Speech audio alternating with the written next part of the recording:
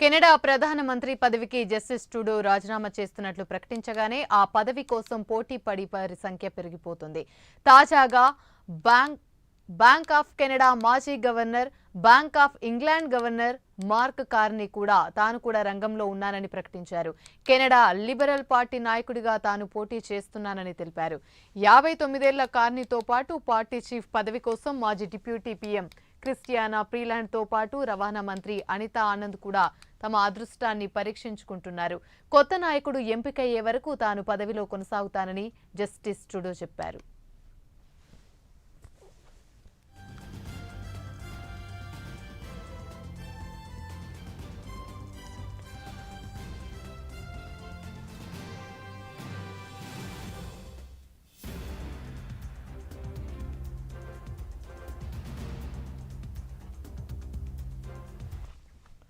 Carney విషయానికి వస్తే ఆయన అసెట్ మేనేజ్మెంట్ కంపెనీలకు నడిపారు. అలాగే ట్రూడోకు ఆర్థిక సలహాదారుగా వ్యవహరించారు. కొంతకాలం నుండి ఆయన కూడా ప్రధానమంత్రి పదవిపై కన్నేశారని బ్రిటన్కు చెందిన ఫైనాన్షియల్ టైమ్స్ వెల్లడించింది. ఇక ఆయన బ్యాంక్ ఆఫ్ కెనడా గవర్నర్గా 2007 నుండి 13 వరకు కొనసాగారు.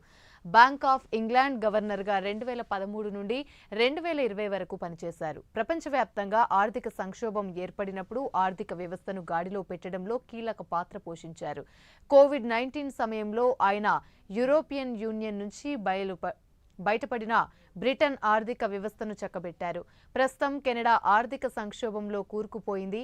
తాను ప్రధానమంత్రి అయితే దేశాన్ని ఆర్థికంగా సంక్షోభం నుంచి గట్టెక్కిస్తాడని మార్క్ కార్నీ అంటున్నారు.